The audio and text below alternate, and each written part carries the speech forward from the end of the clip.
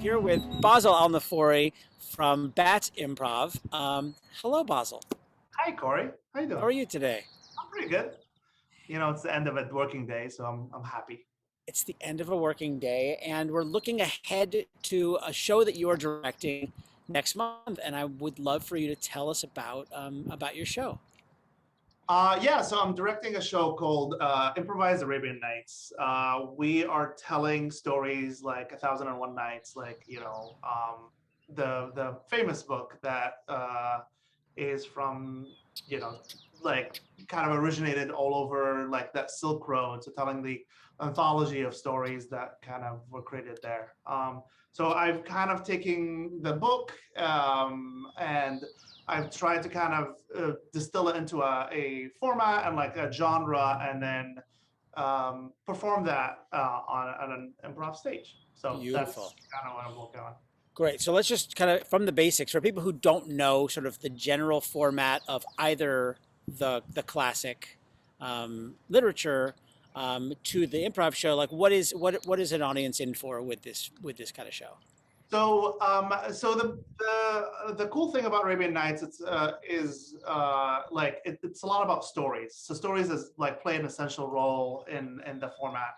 The basic frame story, if you will, is this woman Shahrazad, who is married to this man Shahrayar, and to save her life, she basically tells him stories every night, and then stops at the climax of the story, like in the morning. And the Shahrayar wants to know more, and so she tells him, "You have to keep me alive for the next day for me to be able to continue telling the story." And so he keeps her alive, and the next day she continues the story again, stopping at a cliffhanger, and so on for 1,001 nights. Amazing.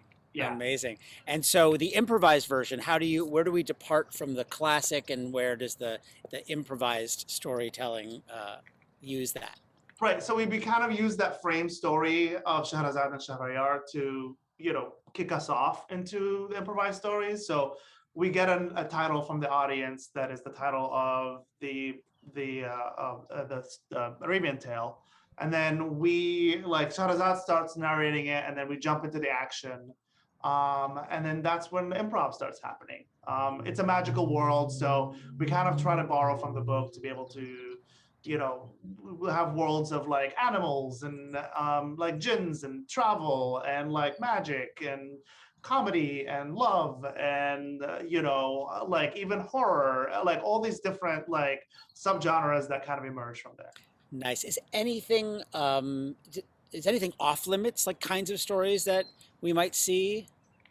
uh I mean, there's still period stories, so Oh, you like great. we're not gonna have like cars unless it's like, what would a person from that era would imagine something like a car would be. But like, but they did have sci-fi stories within the books, but like, yes, Really?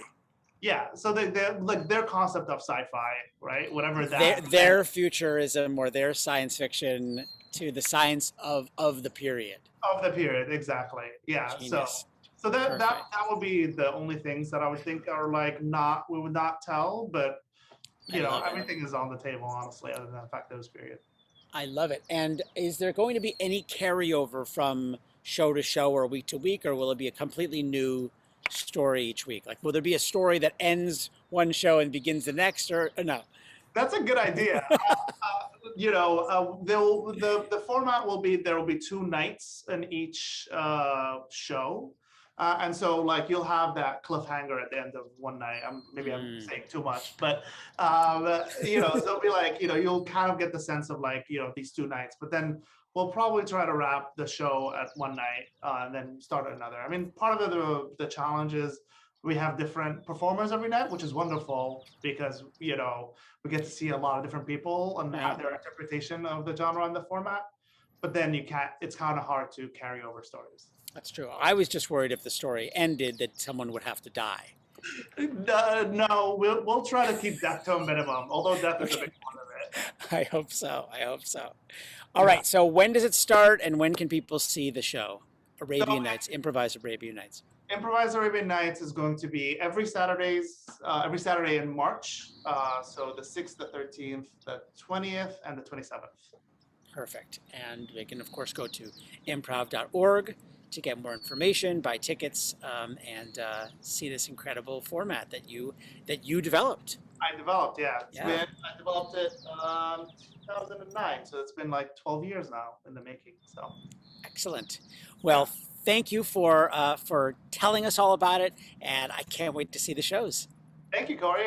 You're going to be in one of the shows. I'm I excited. am. It's right. That's oh Yeah. yeah.